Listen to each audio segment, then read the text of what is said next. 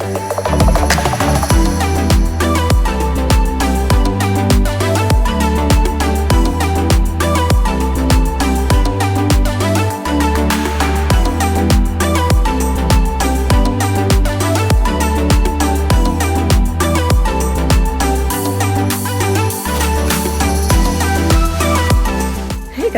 I messed up. I was supposed to do a special video to celebrate my 500th video on YouTube, and unfortunately I have not been paying attention and I'm at 504. So anyways, yay me. That's crazy that I've had so many videos over the past like 2 years, because really I didn't start like really putting stuff on my page until like 2 years ago. So thanks for watching, guys, and to many, many more videos and more subscribers. Happy Sunday. I am just getting ready to go home from cold plunging. It was a really good class in breath work and just what I needed to start the day. So what's on top today? Nothing much. It's more of a slow weekend compared to last week where I was out and about quite a bit. So I'm gonna do like the basics: cleaning up, watering my plants, which I haven't done in a long time. I already did my shopping, no working out. I don't know if I feel like going for a hike today. Not really sure. Yeah, not much going on in my world right now. I'm just trying to relax and see what else I can do with everything that's going on up in LA. Probably call my cousin on the way home and see how they're holding up. And yeah, so I signed up for a bunch of like volunteer things. I signed up for Habitat for Humanity because I know they're going to be doing a lot of work throughout Los Angeles once the time comes to start rebuilding Pacific Palisades and Altadena. So I want it to be part of that. So we're going to raise money for regional centers, and regional centers are state funded and they provide resources for people with children and adults with special needs for different programs and services like clinical services and ABA and all that great stuff, day programs. And so we're going to raise money for the 3 local regional centers in the Altadena and Pacific Palisades area. We're somehow going to have to get that done in the next 2 weeks. So hopefully we'll raise quite a bit of money and that we can get back. If update, I really need to get back on track. Everything that happened back home at the fires kind of threw me off with everything. So I need to get back on the editing of the podcast and getting back in a loop with everyone on Polo. It's been a moment, and really back on track with everything that I want to do this year. Not the greatest start to 2025 as well. So January has not gotten off to a great start. Not at all. One of the things that happened yesterday is TikTok has officially gone offline until the US government figures out what the hell they want to do. And so it's really funny because everyone just jumped off and they got on the Chinese app Little Red Book, which is basically the same thing as TikTok. So I was one of those people, I'll admit it, and jumped over there, and we're just going to keep on trucking and rebuild followings and all that great stuff. So you can find me over there on the Little Red Book. I knew how to pronounce the name in Chinese. I forgot. Or in Mandarin. I forgot. I'll come back. I'll say it later. But anyways, yeah, the crazy thing about this whole thing with TikTok being shut down by the US government, basically, is that everyone was like, well, we'll just go to another app. Then we just don't need to use this app anymore. So literally everybody jumped ship and went over to the next one. And all the people in China, I'm telling you what, all the people in the app are so nice and kind. They've been so freaking welcoming. It's just insane. And like, we now get to see it inside of what their life looks like. And it was really fascinating. And then they're asking us like, hey, like, what do you guys do in the US on a Sunday? And where do you guys, like, what are you guys going to eat? And then they're like, this is my favorite place. So it's kind of cool. And their fashion's great. They're surprisingly, which I don't know why I'm surprised by this, but there's quite a few people in China. They're very influenced by Black culture, and they have like the braids and like their dress and all this sort of stuff. So it's so fascinating. And yeah, it's really, really fascinating. So I'm actually enjoying my time being in another world and interacting with different people.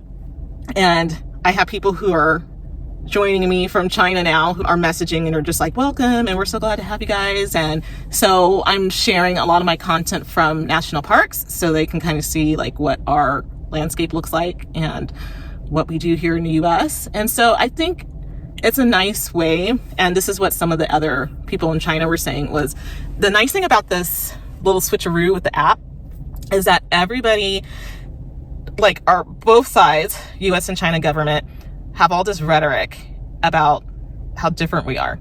And yes, we have fundamental differences with our government, but we all want the same basic things, which is our right to exist and do what we want and have the freedom to choose what we want to do with our lives.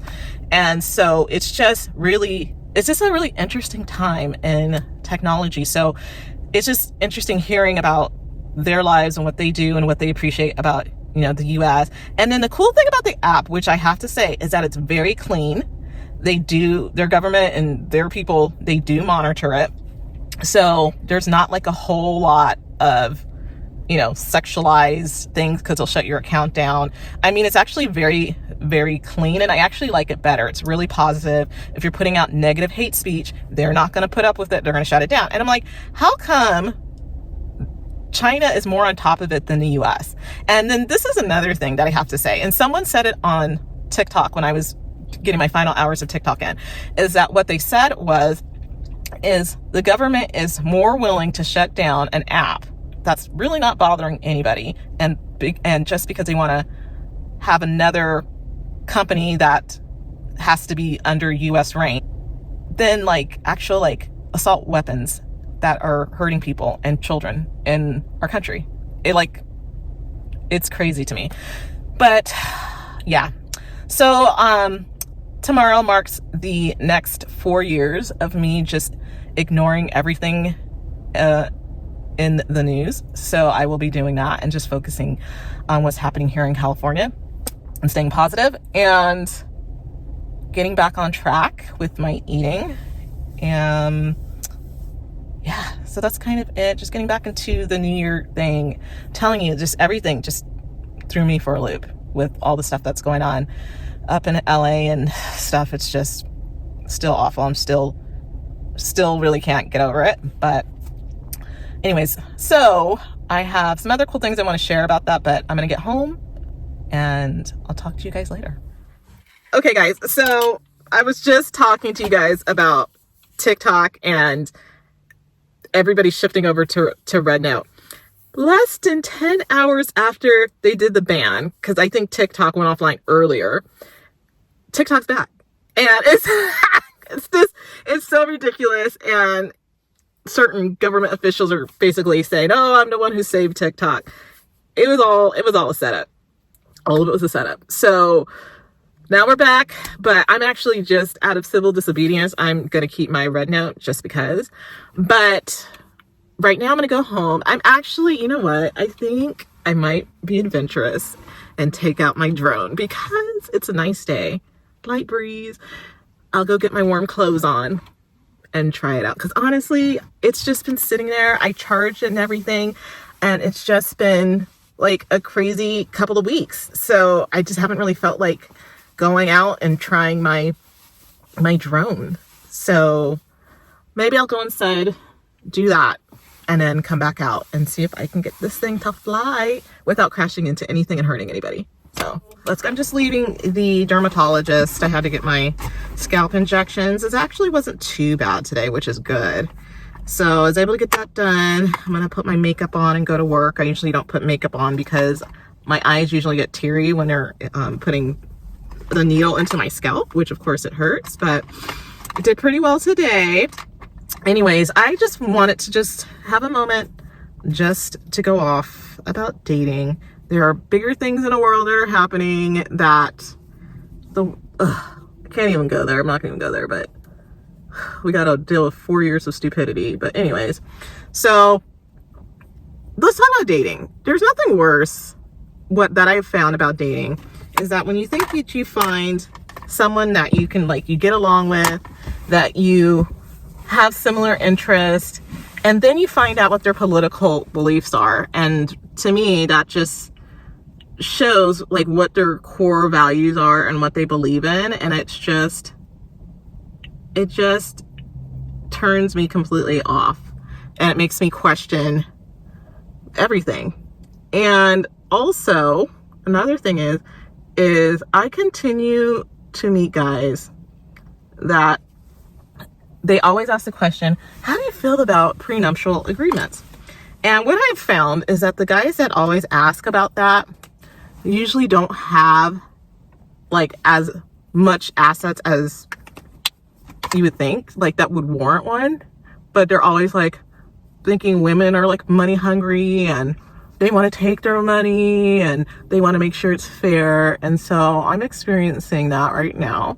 And granted, if I had a ton of money in a business, you better believe I'm going to have a prenup and I'm going to ask the guy to sign it, or a postnup, whatever happens. So I don't have an issue with that. My issue is the overall feeling that women are out to get men and take them for everything that they have, when most of the time women are actually taking really good care of themselves and making more money than the men. So, and I've also seen the opposite.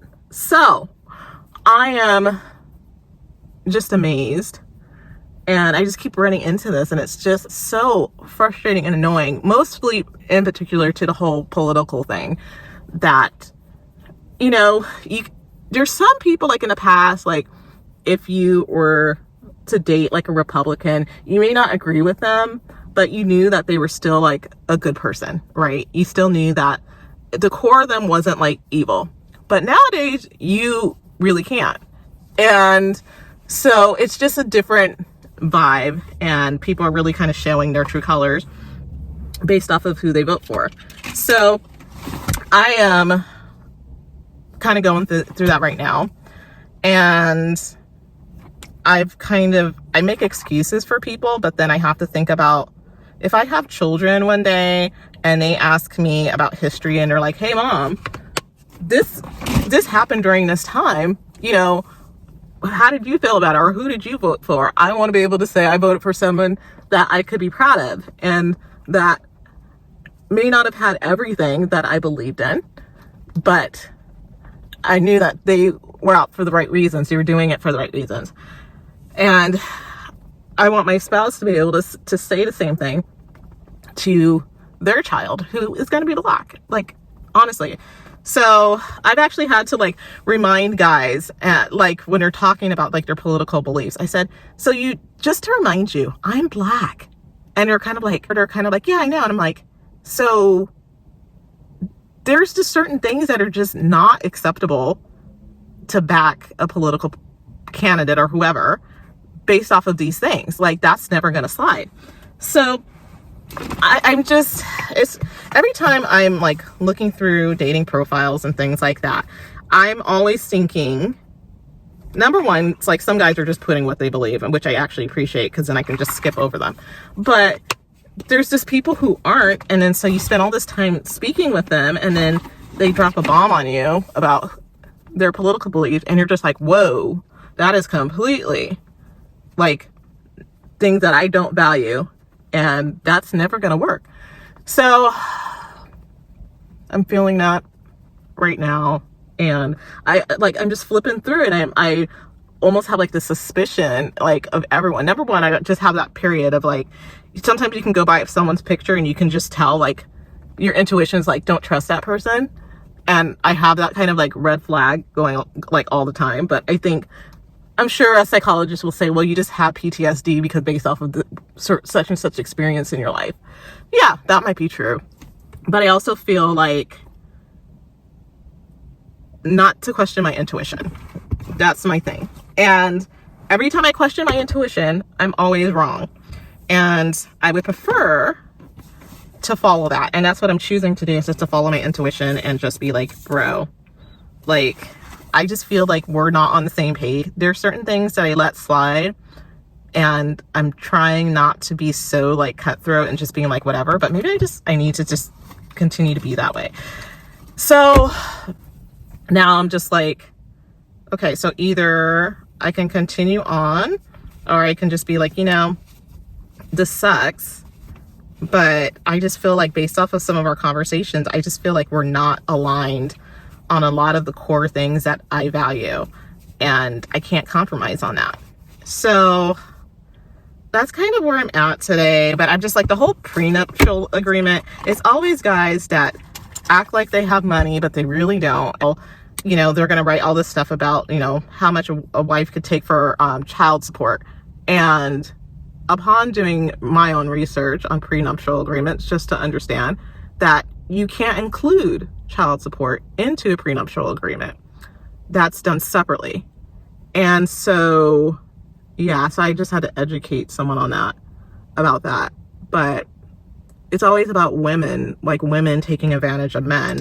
And believe me, I've known plenty of women who have had that happen to them, or have had men call CPS and said that they're a horrible child or a horrible mom who's abusing their child. I've seen it on both sides. So anyways, I just wanted to update you guys on that, because I'm just, it's a little infuriating. And honestly, it's just, it's always the guys that like think that they have more than what they really do. And honestly, like I said, you know, if I was being super successful and my business was doing good, like let's say like my YouTube channel starts doing really well, and I get into a long-term relationship and then we're talking about marriage, we would talk about having a prenuptial agreement, like no doubt, because it's my business and I want to protect what I built. But also, I would understand that I would want to be fair to everything else that happens during the time of our marriage and our assets being split equally and all that sort of thing. So anyways, that's kind of where I'm at, that I'm just like, it's always these guys just thinking like all women are out to get them. Before you start thinking about nuptial agreements, you actually need to have a girl that actually wants to be in a relationship with you before you start thinking about that. I said, because at this rate, you're going to be by yourself for the rest of your life. And it's, to me, upsetting. And also, I'm just like, we haven't even gotten to that point of wanting to even like talk about that stuff. So it's just really annoying to me. But anyways, my makeup's done. I need to go run and get some allergy meds. We have a fire that's not too far from my house that's going on, and I'm aware of it. I'm not going to say I'm like stressed out about it. I think they have it under control, but it's kicking up some ash and stuff right now. So I woke up and I was just coughing. So I need to address that, and then I'm going to head into work and then just do what I can. But I know yesterday I was feeling a little bit bummed, and then today with this conversation, I'm just kind of like, last night, I'm just like, man, this is just not gonna work. But please leave me a comment if you're having similar issues with dating. But I'm just like, note to guys that if you're dating girls and you have women issues, that you feel like women are out to get you, go get some help for that.